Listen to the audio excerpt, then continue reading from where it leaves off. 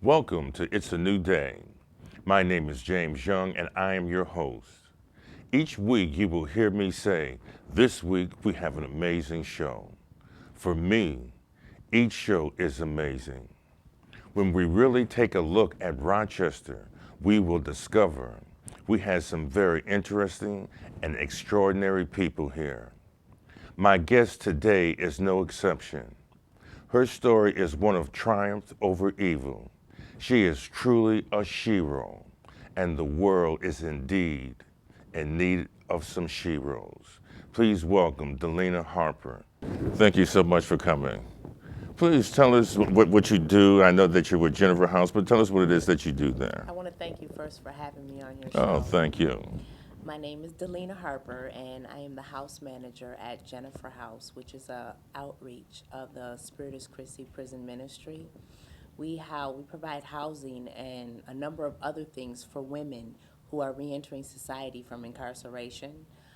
Housing, we connect them with agencies and resources in the community so that they can better their lives and make their lives more productive when they complete our program at the Jennifer House. Okay, we're going to come back to that because you have an amazing story. And I would like to be able to share your story. And first of all, I want you to please forgive me for prying so deeply into your life. But the reason why I've done so is because I wanted to be able to show that when we fall down, we can get back up. That this isn't the end of the world, that we can do something with our lives. My first question, as I was mentioning to you when we were talking off camera, you look like the girl next door. And I don't know who looks like they would end up being a bad person or getting in trouble, but you don't look like that. Can you tell us a little bit about growing up? How'd you grow up? I am from Minnesota. I'm from Cottage Grove, Minnesota, which is a suburb of St. Paul and Minneapolis, the Twin Cities. It's about 20 minutes from Wisconsin. My parents, I come from a two-parent home. They're still married to this day. We were actually the very first black family to move out in our community. So they moved out there so that me and my brother and I can get a better education. And it didn't turn out that way. I got tormented a lot by the kids. They would call me names like nigger and Oh, jigaboo, yeah. So my mom asked me, where am I learning these words from? And I told her that's what they were calling me today at school. So early on, I learned a lot about self-hatred and just racism and discrimination and inequality early on, and my mother and my father were very supportive of me at that school, but I mean, we were fighting like the whole system, so we were Okay. the very first black family out there. And they instilled morals and values in me, like, I don't want to say normal parents, because what are normal parents? Exactly. So they instilled morals and values in me. They taught me right from wrong. Um, they're very hard workers. They went to work every day for years. They kept the same job for my mom had a job for 20 years, went to another job and worked there for another 20 years. My father's a paramedic. He's retired now. So I come from a very good home. We didn't need much. We wanted a lot as kids, but we didn't need much, so middle class and everything. And it was a very happy home. Now, the question is, how did you gravitate towards drugs? How did that all come about? Experimenting at first, and also wanted to be a part of the group. When you're saying experimenting how? And with Well, what? I told you, that I got, I don't want to use the word tormented. They teased me out there a lot because I was different, because of my skin color, my hair, my lips. And because I was different, I just wanted to be a part of the group. I wanted to belong. So I started doing what they did, and that was, drinking every now and then. So I started out with alcohol, and then my family, my cousins and stuff, they were into the marijuana and the alcohol, and then my disease, which I choose to call it, progressed to smoking marijuana, and I smoked marijuana for many years, and I liked getting high in the beginning. I just wasn't getting high in the end. No matter what I smoked or how much I smoked, it just wasn't having an effect on me. My tolerance level was just so high. So I eventually progressed to the cocaine. I was snorting cocaine for a while, and I was curious about smoking it. I always saw the signs that the first hit will you'll be addicted, but I thought I was different. That wouldn't happen to me. And that first hit of cocaine, I was addicted. I loved the feeling that crack cocaine gave me when I smoked it at first. Well, that was my next question. I was going to ask you, when did you realize that you were addicted? Well, I don't know when I crossed the line as to when I stopped using the drugs and they started using me. It's a very thin line. Okay. I didn't think I had a problem. I thought everybody else had a problem, and if they would just leave me alone, everything would be okay. I didn't see the self-destructive, the destruction I was doing to myself. But I knew I had a problem when my priorities and my values started changing. Because as I mentioned earlier, my parents instilled morals and values in me. But as I progressed in that disease, I became homeless. I became a derelict, and I had a whole new a set of code of ethics. It was the street code of ethics. There was no honesty, no loyalty. It was just pretty much do or die, survival of the fittest. And I only interacted with you if I benefited from something that you had. Was this in Minnesota or was it here in Rochester? It was in Minnesota, it was in Chicago, it was in Okay. Texas, it was in here in Rochester. Okay. One of the ways that I supported my habit was by prostitution. Being a female, I wasn't the type of person to just go over and hit somebody in the head and rob them and stuff in the beginning. I wasn't that type of person. So I would cause harm to myself and I would prostitute myself to support my habit. I worked at a truck stops, and I traveled around the country, and they call prostitutes at truck stops lot lizards. So I was a lot lizard, and some cities I would go to, I would get wherever we went, I would get my drug of choice, and sometimes I would just stay there in the city for a while, and when I was ready to leave, I would go to the truck stop and hop a ride with somebody else. It was like a modern day gypsy. How did this impact your family? Did they know about this? Your mom My and parents, my family, I have a very big and a very close family. I also have some family in Texas as well, and my family was devastated. I can't even count how many times I've been in inpatient and outpatient programs between Minnesota and Texas, and it's funny because the information that they teach you is all the same. No matter where you go, the information is the same, and I remember my mother just at one point just got fed up, with watching me kill myself. She couldn't do it anymore, so she just put me out, And my father, I'm a daddy's girl, so he tried not to let her do it, but my mom was just fed up, and she's pretty much the head of the household. And well, my father's the head, but my mom's the neck, so she tells the head which way to turn. So I had to leave, In the process, I had a daughter when I was 20 years old.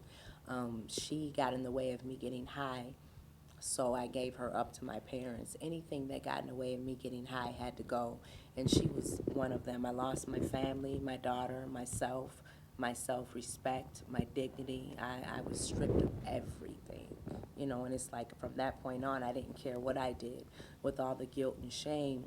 And then the things that I did to get my drugs, there was more guilt and shame. And with the lifestyle, my mother did not raise me to be a crackhead whore. And in my eyes, that's what I had became, and I was very shameful. when did you get your first felony and what was that for? Well, my parents, I have some family who is in Texas on my dad's side, and they struggle with addiction too, and they're in recovery. So my dad got this idea to send me down to Texas. So my cousin worked at a rehab down there. So I went down there and stayed. It was a halfway house, and I stayed at the halfway house, and I used the whole time I was there. And eventually I did complete successfully in their eyes. I think they just discharged me. And I started working in a bar, and I started using, and again I was doing everything and everything to get my drug of choice. And it was pretty much, the first felony was for paraphernalia. We're talking about Texas here. There's a sign when you cross Oklahoma into Texas that says, "Welcome to Texas. Don't mess. Please buckle up. Don't mess with Texas." And they mean that. you know. So it was paraphernalia. They do a test, and if it turns blue, it's res. And they did a test on the little utensils, the paraphernalia I had, and it turned blue, so it was less than a gram of cocaine because of some residue that I had on my little makeup kit. And that's what I went to prison for the first time. And how much time did you receive for that? The first time I did 6 months. Okay. And And that's a felony? that's a felony. That is a felony in Texas. Um, and then I got out with nowhere to go, no plan, not anything. So I just basically went back to what was familiar to me, the environment. There was no housing. I didn't want to stay with my family because I didn't want to hear their mouths and that shame and that guilt, you know. So and doing what I wanted to do. So I eventually started using again very quickly, I need to say. And I got caught with some more paraphernalia. So this time, the second time, I can't remember how much time I did. It was longer than, it was about 8 or 9 months. So I'm a short timer. And that was a felony for more paraphernalia. But they sent me to this therapeutic community, a TC community program in there for people who use substances. And that was a very interesting program in there, the prisons. One thing I understand today, that prisons are not rehabilitation. You know, I remember one of the things my counselor asked me, she said, Delina, she had us all write our obituaries, and I wrote some real nice stuff. Mine was real good, you know, because I graduated from high school with honors, had some college before I, you know, started falling, before my disease progressed. So I wrote some real nice stuff, and she said, but you left out one thing. You left out how you would die. You don't seem like the type of person that would OD. And I thought about that, and my thinking at the time, yeah, I wouldn't OD because I'd smoke anybody under the table. And I thought about that, and I pictured myself laying in a ditch in Texas with my stem in one hand, my lighter in the other, my pants down to my ankles, raped, stabbed, and left for dead. That's how I would die if I had continued to use, you know. But in this community, one of the things that I did learn is that I will have to follow somebody's rules wherever I go. I mean, when you go out in the community, there's laws that we have to follow. There are rules. You know, when you go to school, when you go to my job, policy, we have to follow those rules, you know. So I did learn that wherever I go, I'm going to have to follow some rules. At my house, I have some rules. And if you don't follow them, you will have some consequences, whether I put you out or whatever. You know, there's some rules that you must follow. So I did learn that there. I broke a lot of rules to learn that. I was very rebellious. I had a problem with authority. You know, you couldn't tell me anything. And she held me accountable by giving me consequences for all of my actions. I remember one time I cussed the guard out, and they had me brush my teeth 5 times a day and go to the middle of the floor and say, my mouth is now clean and I will not use foul language. And if the family, the other inmates accepted it, I didn't have to do it again. But if they didn't accept it, I had to do it again. And I remember one time I did it like 5 times before they accepted it. Another time I had to walk around with a sign saying I'm stupid and I don't listen. And it was real demeaning. It was kind of like they tried to break you down, which I don't understand because I was already broken down when I got there. Because, see, the drug lifestyle had tore me down. Exactly. And I go into the prison and they try and break me down even more. And I was just broken and lost, you know, and then your time is up and they let you loose. You mentioned earlier that the programs are basically the same. But what do you mean by that? You know, they teach you about pretty much in the outpatient and inpatient programs, they teach the disease model of addiction. And they teach you about, you know, how your disease comes at you. And some of them, they'll mention 12-step self-help groups and stuff like that. And just some about obsession and compulsion, just information about your disease. And I need to say that every time that I went, I always listened and I retained that information, but I never applied it to my own life. I was the one in group who would list. I knew all the answers, and I would tell everybody else what they needed to do to stay clean or sober, but I would never apply it to my own life. You know, we taught about, we learned about coping skills, we learned about being assertive, we learned about defense mechanisms, different things like that. And everywhere I went, the information was the same, but it wasn't until I was in a space mentally, emotionally, when I was ready to receive it, that's when I started applying it, and that's when I started benefiting from that information. I just wasn't ready. I can't count how many times I've been in inpatient and outpatient programs and halfway houses and continue to use. I just wasn't ready to stop using. I did enjoy getting high at one point. Um, Again, I don't know when I crossed that line as to when I stopped using the drugs and the drugs started using me. Um, at that time, it was just misery and shame and guilt and despair. I was very desperate, so. Is that what makes you continue that kind of behavior? Because you are feeling so desperate, you're feeling so lost, if you will. I can only speak for myself, yes. When I was I used just to cover up my feelings so I wouldn't have to feel, But then it got to the point where the drugs weren't working either, and I was miserable and d- desperate all the time. And that guilt and the shame of everything that I had done, how I hurt my family, what I've become, the things that I'm doing, because for a woman out there living in that lifestyle with the prostitution and everything, it's a very dehumanizing lifestyle. There was many times that I allowed the drugs to just humiliate me. And I say it that way because when I use drugs, I don't have a choice. The drugs make the choice for me. I didn't like doing some of the things. I didn't like doing a lot of the things that I did, but I did it to get my drug, to get the crack. I'll just say it. I did it to get the crack. And I did anything that I needed to do. And in the beginning, I told you that I wouldn't hit people in the head and rob them. Well, in the end, that desperateness, it's like I was doing anything and everything that I needed. I can't count how many times I've been beat up, raped, and left for dead. I just thank God. It's only by the grace of God that I'm sitting here today in my right state of mind, because there's a lot of people out there who come in with, because of the trauma and the chemicals, severe mental health issues.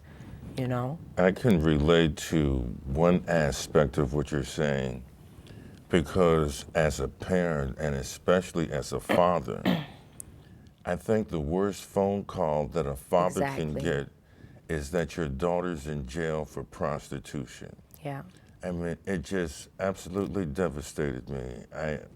My dad's worst fear was getting a call that, can you come identify this body? Yes. When I was in jail or prison, they were at ease because they knew where I was at. They knew I was getting sleep. They knew I was getting fed. They knew I was safe.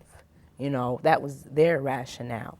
But that was the worst feeling. He said, I can't wait for that call to come in saying, will you please come identify this body?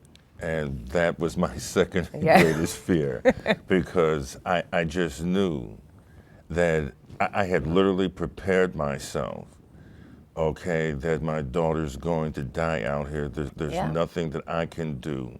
So I had literally prepared myself to, and from a parent's perspective, you're trying to figure out what it is that you did Exactly. for this behavior. I mean, my daughter's been to Europe. Okay, I wanted to put her in this great boarding school in Europe. I mean, she's had this great life, and for a long time we just all beat ourselves up because we could not understand why this child was behaving like this. Okay, let's fast forward. But wait, Okay, I just want to respond to that. My parents felt the exact same way. Okay. They had a lot of guilt and shame because of the decisions that I was making, and they internalized it as it was their fault. yes. Today, me and my parents and I have a relationship, and I was able to tell my mother that those morals and values that you instilled in me as a child, when I came into recovery, I mean, what is recovery? Getting back. That is some of the stuff that I reclaimed. The hard work ethic, the education ethic. So a lot of that stuff that I'm doing today, my parents instilled in me, and some of it's new that I've learned from other people who inspire me in my life today too. But my parents, I had to tell my mom, you did nothing wrong. You done what you can do. I made my own decisions. It was my decisions, you know. But everything that you instilled in me, that's the thing. Those are the things that I reclaim today. Those are the things that I stand tall on today, you know, because my father taught me to stand up for what you believe in. And that's what I do today, especially with the women that I work with. I find that to be amazing because it was the same thing that saved my life.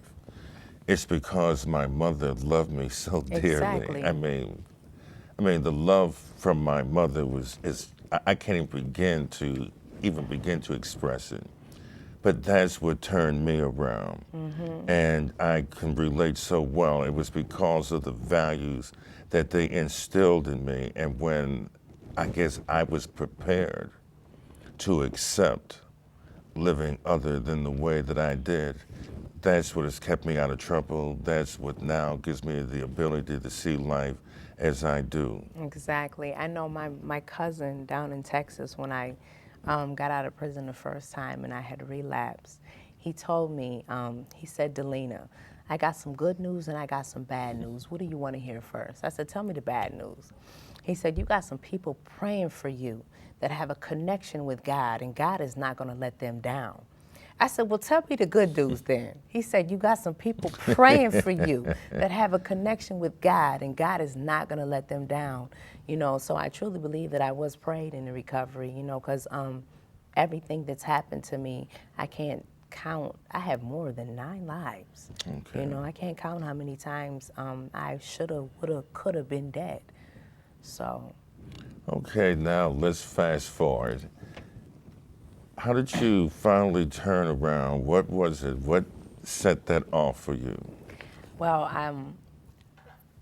I was using in Minnesota because when I got out of prison the second time, I went back to Minnesota and I ended up relapsing. And I was using and I was standing on the corner. I had wanted to stop using on a lot of nights, but I just didn't know how.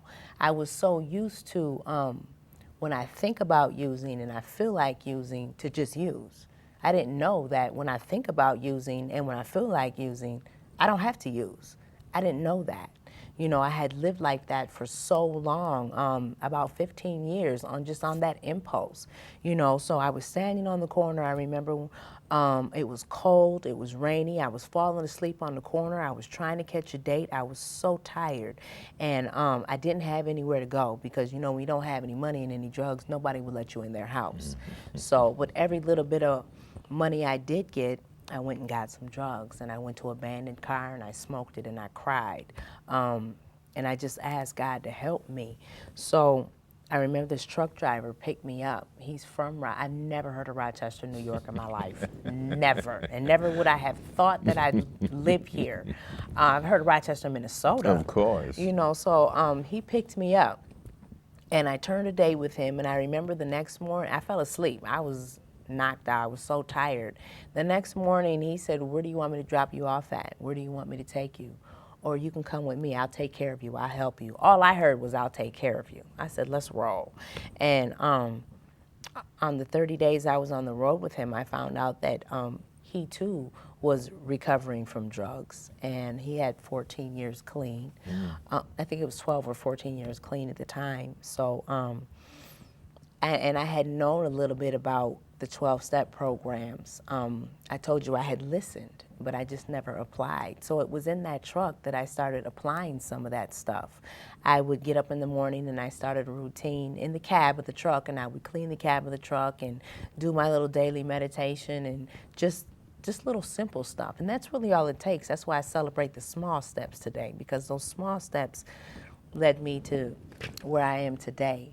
You know, when I got here to Rochester, I ended up getting my own apartment, and I ended up going to another outpatient program where I actually started applying some of what I learned in the 12-step program. And I also was participating in the 12-step program. And I was on DHS welfare, so I was doing what I needed to do, except I was practicing some old behaviors. DHS was giving me $17 a month. They were paying my rent. I need more than $17 a month to live on. And my thinking at that time was, I know how to make some money. They told me, as long as I don't use, I can do anything I want. So I started practicing that behavior of prostitution, not realizing that that behavior is connected to my using and how it would Exactly. take me back out. I know that today. My behaviors and my attitude have to change, otherwise they can take me back out. So I ended up relapsing again, and it was for about 2 years, and I went to jail for a prostitution charge again. I just came to the conclusion that I wasn't a very good prostitute because I got arrested all over the country for prostitution, and you weren't very good at it.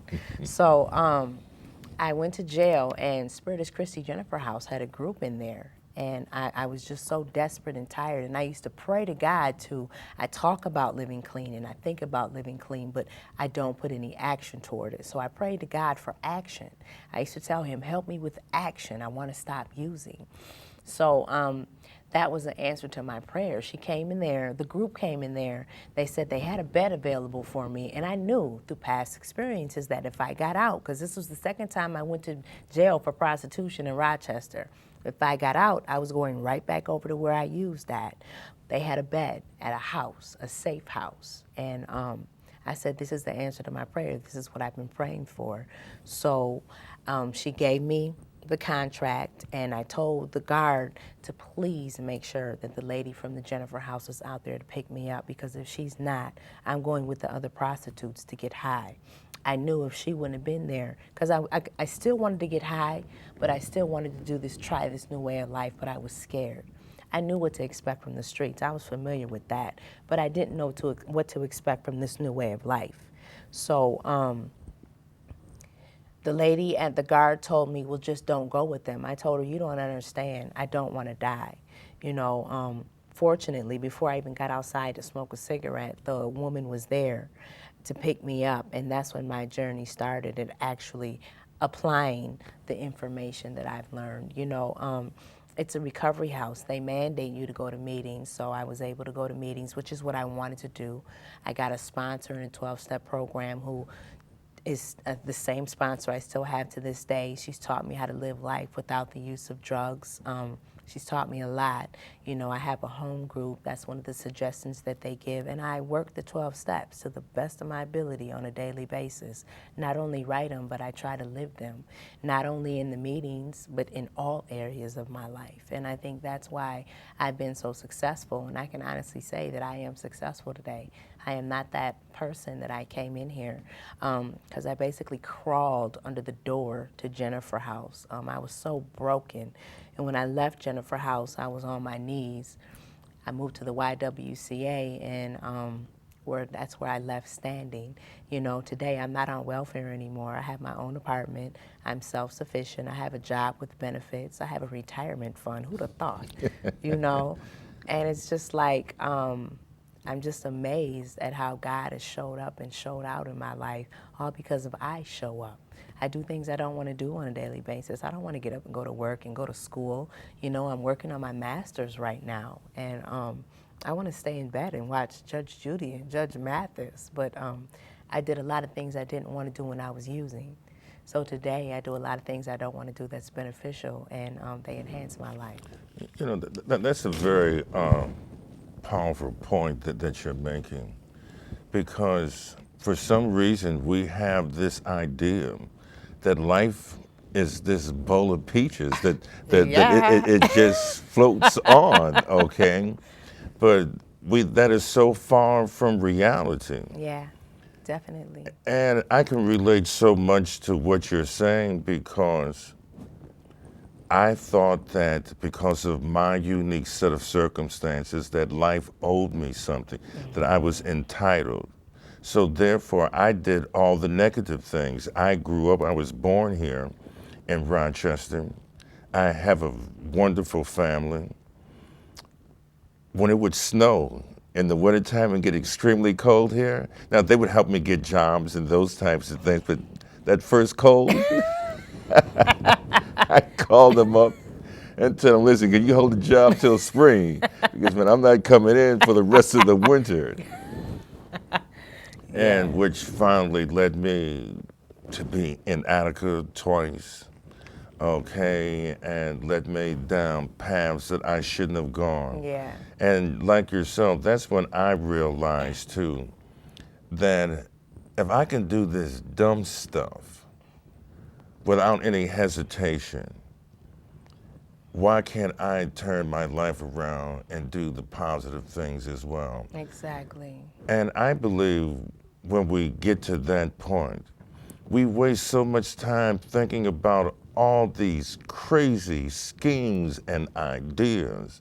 That worked. Yes, But we use those skills today to better our lives. And exactly. look at you and I now. Exactly. You know, and they're not crazy. They enhance our lives. Before we move on, would you explain a little bit about the 12 steps and how it in particular helped you?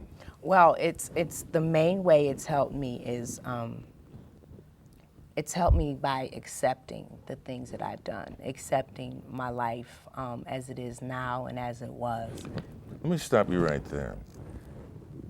I know for many women listening and watching the show, they'll probably say, yeah, it's easy for you to say that. I mean, look at you, you can easily, get by and all of those types of things.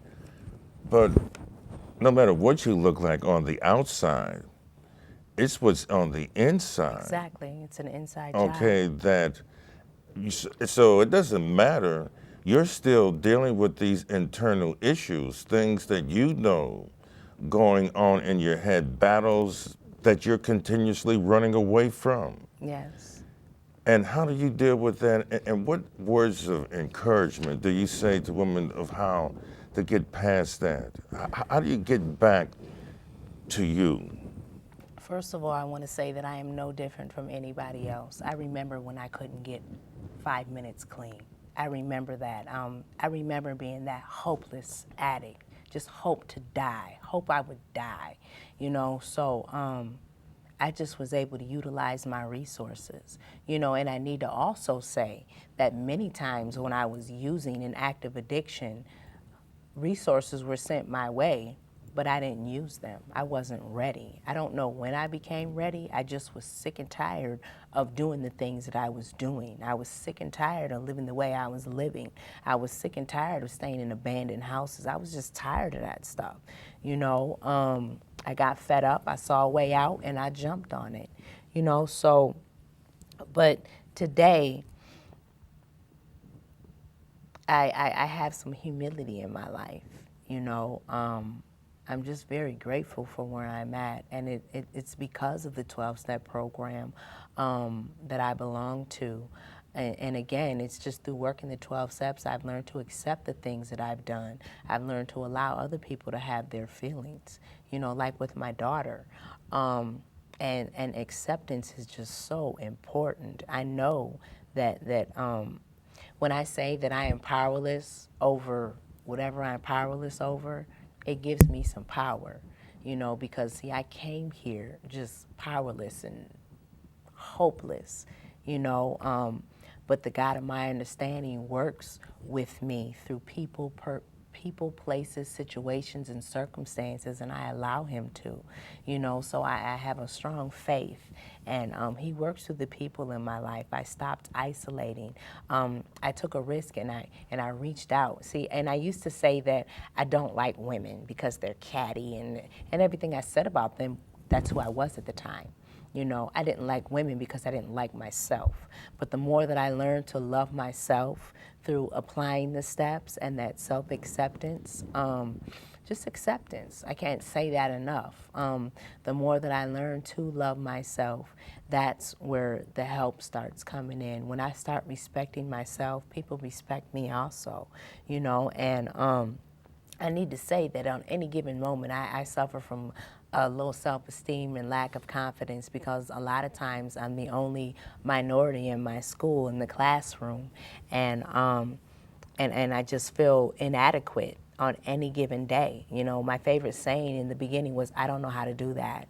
And I used to say, I don't know how to do that because I didn't want to fail. I didn't even want to try. But today I say, I don't know how to do that yet. and you will be helping me because I will be asking for help. So I'm able to ask for help today. And I'm okay with saying I don't know if I really don't know. And I don't say I don't know if I do know.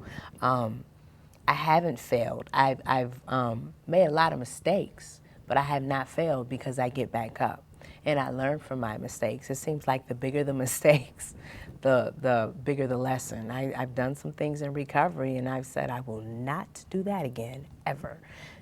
So I think the most important relationship that I have in my life today is the relationship with the God of my understanding, a relationship with myself, of course, my daughter and my family, and the women in my life. I got a dream team behind me that you wouldn't believe, and I think that's very important, because a lot of times when I'm thinking messed up, that low self-esteem and that lack of confidence or just some crazy stuff, I bounce it off my dream team, and they tell me like it is. They don't tell me what I want to hear. They tell me what I need to hear, and I don't always like them, but I love them, How's the relationship with your daughter? My daughter, my daughter she's just like me, and that scares me. She has a voice and she's not afraid to use it. But our relationship is definitely growing. I love the relationship that we have. She's a senior in high school, and she just won. They had a winter festival, and she just won Queen. Okay. I was the first person that she called. That made me feel good because 6 years ago, she wouldn't have called me at all. So I was the very first person that she called. She comes up here and she visits every summer. She comes and visits, excuse me, over the Christmas break and the spring break, and I remember her second visit up here. I asked her, I need to know how you felt about the decisions that I've made and the things that I've done. And don't say I'm okay or I didn't have any feelings, because I know you did and I need to hear it. She told me she was angry. She told me she was fed up. She told me she was resentful. She had real feeling words. And she said, you kept coming in and out of my life. You would come home and recuperate, and I would try to show you, the things that I've done, and you weren't even paying any attention because you were just asleep, resting up to go out again. She did say she thought it was her fault that I left, that I used, and that I gave her up. And that's why she excelled in some areas, because she was thinking that if I do this, my mommy will come back. And I had to make it clear to her that she did nothing wrong. It was my mistakes, the things that I've done. So I allowed her to have those feelings. She should be angry. She has a right to be angry and resentful and all of that. I would be. And so those feelings are okay, and I needed to hear that. Those things just keep me clean just one more day, because I never want to make my daughter feel like that again. Because I know if I do go back out, there's no telling if I'll come back, So when we come up here, we talk about the things that I've done. She comes to meetings with me. She supports me. I went to speak at a halfway house here where I told my story to a parenting class, and the facilitator asked her if she would like to tell her story. And oh my God, my daughter has a heck of a story, and I'm tearing up because I was so proud of her that day, and that's what she said. She thought it was her fault, and she cried, but she kept on sharing about where she was at, and I really believe that God used her that day, and she just has a powerful story. So we are working on our relationship. I think the most important thing is that I allow her to have her feelings, and I didn't try and push my way back in because I'm clean now, and I didn't tear her away from Minnesota. That's where she grew up at. That's where her roots are, Just because mommy's clean now, I'm going to tear you away from everything that you're familiar with and bring you here. No, I didn't do that, So I go there, she comes here, and she's happy. She's going to college. She's going to graduate, So I'm that hope shot for her. Now, tell us what you're doing today.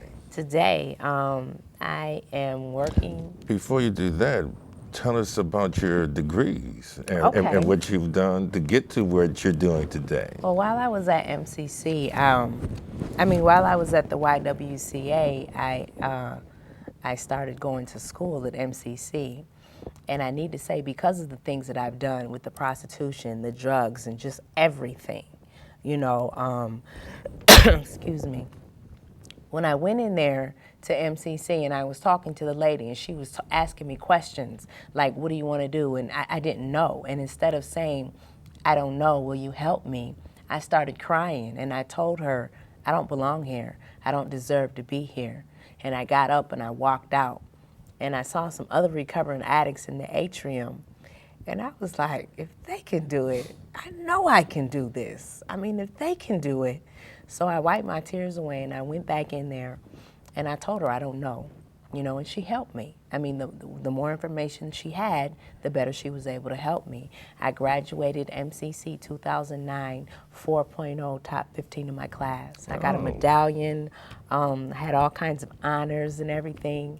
And that was because of the spiritual principles that I learned in the 12-step program. I applied to school. They teach you to show up to meetings. I showed up to school every day. I didn't miss a day. I sat in the front. I asked for help. I didn't have a problem with raising my hand and saying, I don't know, I don't understand. So I went on from MCC to Nazareth, and I graduated Nazareth cum laude with my bachelor's in social work.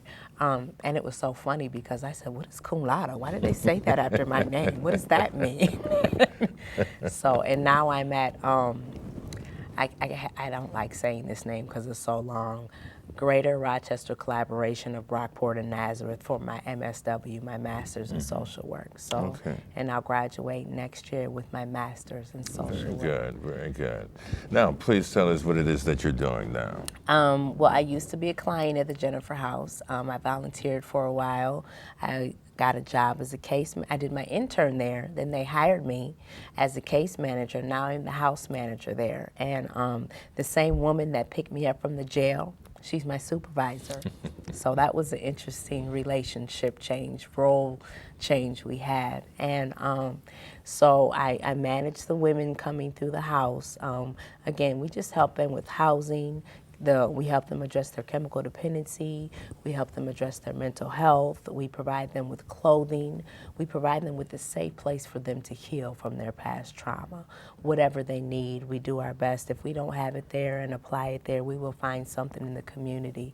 I have a big, thick book on my desk for community resources. It's so important to be aware of what we have available here in Rochester. And one thing I know about Rochester, we are very rich with resources. Exactly. A lot of times the women get out of jail in prison and they go to the Department of Human Services and they need their ID, their birth certificate, and their social security card. And I know me, living the lifestyle that I lived, I didn't walk around with that stuff. And they require them 10 days to get it. So we gotta use the resources in the community for them to obtain that information. I don't know too many of the women that come through there with all that, and it's just like sometimes it's just a struggle. It's just a struggle dealing with the women. Not only are they battling with the system, they're battling with themselves, because a part of them want to run back out to what they're familiar with. And I know the feeling because I've been there, It takes a lot of courage just to stay in spite of wanting to run and just face your responsibilities and your problems. And what we found out, and I say we because I've been there, is they're not as bad as I thought they were. And I'm not alone, So I have some people in my corner who will advocate for me. And that's what I tell the women all the time today. You are not alone. We will advocate for you. That's why I am not afraid to use my voice today for people who don't have one yet or just haven't found a way to use it yet because somebody used it for me. I had some women that picked me up off the ground and walked with me and carried me, and on any given day they can carry me through the day if I need be.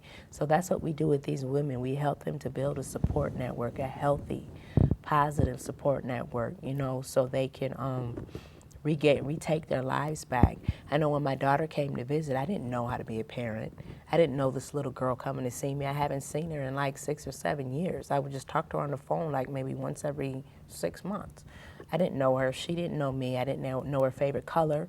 I didn't know anything about being a mother, and I was scared when she came up here. So I got with some women who had children, who helped me, and that's what I do today. If I don't know how to do something, I get with somebody that does know how to do it, and that's what we teach them to do. Are the women receptive to you, especially knowing your history and that you are them? Only difference is that you're turned inside out. Okay, but how do they respond to you? How do they feel about you when you talk to them? It's funny because if they don't know me from using, sometimes we get some women through the house who I've used with, and they know me, and they're like, "Wow, this is what happened to you." They're pretty receptive.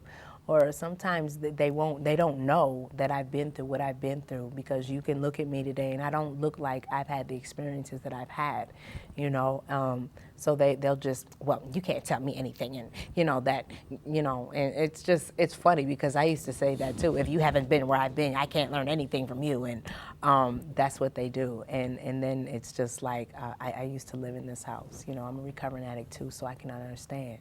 And then it's an identification piece. And a lot of times when you get somebody that can identify, it's comforting, because then you know that, wow, I'm not the only one that's done that. And then you get some women in there who have done some things and they don't want to talk about what they've done. They're ashamed of what they've done, of the things that they've done, and not realizing that that's nothing compared to what some of the other ladies have done, but that's not to minimize their shame, but just to say that you're only human and you made some mistakes. And if you want to be realistic about it, the drugs are making the decisions for you. Exactly. When we use drugs, our personality changes. I did things that I never thought I would do. Because of the drugs, so I just make that clear. And it's interesting, when I deal with the women that I used to get high with, some of them I physically fought when I was using. They come into the house and I get to know them in a different way, a healthier way. And because I know when we were using, that's not really us. That's the worst of us. Now I want to get to know you like this. We've had our differences, but let's put them aside and see what we can do to help you. Because I wouldn't wish that lifestyle on my worst enemy. Never. How long have you been clean? I celebrated 6 years clean February 17th. Okay, congratulations. So actually this evening, I'm going to my home group to celebrate my anniversary when I leave here. Very good, So. very good. I went to listen to some recovering addicts speak, I guess maybe about a year ago. Or maybe it was in 2010 when I came back through here. And one of the things that I noticed is that, yes, many of them had stopped using, but for the most part, their lifestyle was still very much the same. They were celebrating their sobriety, but they weren't celebrating their life, which to me was such a contradiction. Okay, I mean, my saving grace, my drug was my stupidity. Okay, I mean, but I've never been a drug addict. And so maybe I don't look at it from that perspective, because when I was thinking, okay, you're telling me about you're not getting high. Well, you should have been doing that in the first place. That was my thinking. I want to hear about how you've changed your life. What are the differences in your life? What are you doing now with your life? And you are such the opposite of that, because you have done something with your life. Your life is so meaningful now. Your life is enriched. Has purpose. And exactly. I know one of the things that I know is that any person can put down the drugs, but it takes a little more work just to put down the drugs and find a new way to live. Exactly. And I also know that people recover, you never know what people are recovering from. Sometimes people recover slowly, sometimes people recover quickly, and you never know what they're recovering from. You know, I know one of the things that just helped me is that I just, for me, through my own experience, because I know this, anytime that you get a group of people together, whether it's at a meeting, church, whatever, you got some people there that are not there for the same reason that you are. Exactly. So I found some people to hang with that were there for the same reason that I was, and that's who I clung on to. You know, you just bottom line, you just have some people there that's not there for the same reason that you are. And you never know, maybe that's all they wanted was just to stop using. I don't know. I just know I wanted a better way to live. You know, so I can't really speak for them. I don't really judge people's recovery. I just know what I want and what I got to do to get it, because I don't want to go back to what I had. Exactly. You know, and that's really all I know. And I can learn something from anybody, whether it's what not to do, you know, because I do know that today I can't just do anything I want to do and just not use. I can't do that because I talked about those behaviors that took me back out. I can't start prostituting again and just not use, because if I do that, I will use. I can't sell drugs because if I do that, I will use. There's just some things that I cannot do, and I'm not willing to even try because I don't want to give up what I have. It's not worth it, you know, and everybody's different, you know. Again, there's some people who just put the drugs down and they're abstinent, and they're okay with that, you know. I just wanted more. I always say my favorite saying in recovery is, I show up. You know, I show up. When I came into recovery this time, I took off and I haven't stopped running yet. I wanted all I can get, you know, the education, the just everything. You know, so and because of that, I'm totally self-sufficient today, and the lifestyle is addicting too, because I had a problem with I can put the drugs down, I just couldn't let go of the lifestyle. Exactly. And that's where some people are at, and that's okay. If that's where they're at, we just leave them where they at. We just keep coming back, you know, just keep coming back to the meetings. Maybe one day you'll hear something. And if that's working for you, then that's working for you, you know. So, but that's just not what I wanted to do, you know, so I can pretty much only just speak for myself. I can relate so much. As I said, even though I've never was an addict for a substance, a controlled substance, I was addicted to the lifestyle. I wanted to be slick. Slick, I wanted, hip, and cool. Yeah, I wanted to hang out, okay? And believe me, those were some of the hardest things for me to stop doing. Exactly. And when I realized that I wanted to change and I started changing, I had to start developing different behaviors. I had to find a new group of friends. One of the things that I talk about in my book, you know, I had friends with the name of Wonderful Walt, Dap Daddy. I had a friend of mine in New York. Every time you would say something, he would rhyme with the last word that you would say. And when he would introduce himself, he would say, "My name is still Bill, never worked and never will." So these are my friends. Yeah, right? Okay. Exactly. We were attracted to that stuff. And so now when I began to change my life, well, for me, it was a little bit of different set of circumstances. I ended up in Florida, not knowing anyone, so I didn't have any more peer pressure. So it allowed me to be me.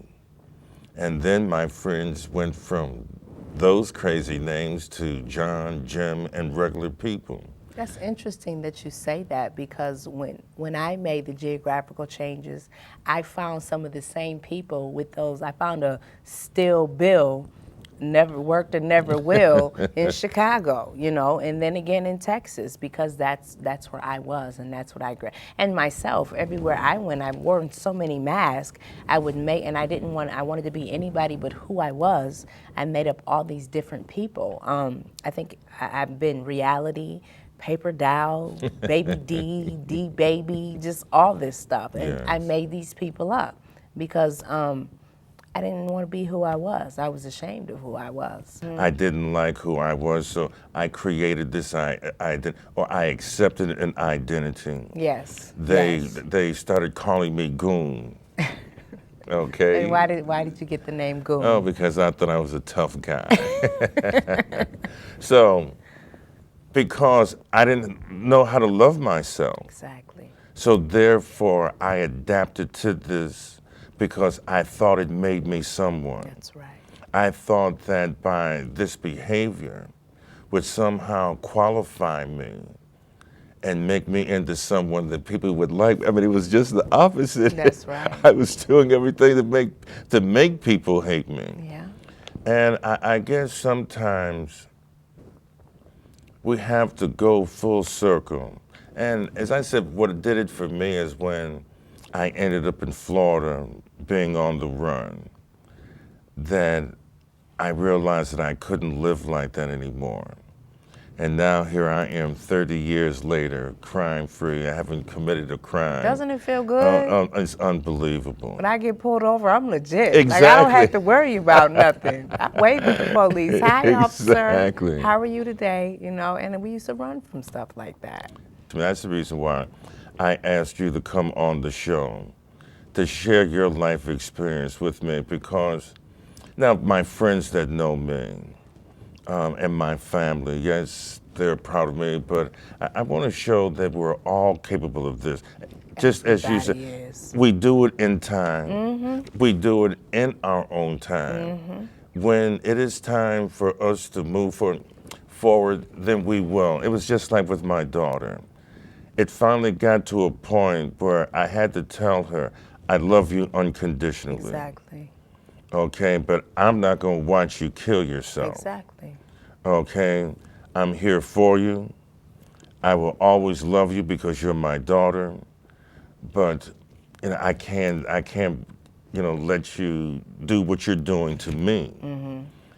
Because I tell you, oh my God, it was one of the most painful things that I experienced, which made me realize the pain that I'd caused my family. Yes. Part of the reasons that keep me on the straight and narrow is because for the first time in my life, I don't want to hurt them. And that's part of what keeps me on the path that I am.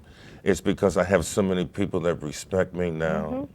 There are so many people that look up to me. And the last thing that we need is for me to be on the 6 o'clock news and I'm sticking up a liquor store. And when we do things like that, you know, we take a lot of people with us. Exactly. We let a lot of people down, you know, and I totally agree with you that that's one of the things. I'm not as selfish and self-centered as I was, you know, because when I do things, I think about my family. I never want to put them through that again, so I can identify with that. And whether it's good or bad, but we get permission to do what we do. So if we are doing things that are on the wrong side, we're giving permission to other people to do this as well. Exactly.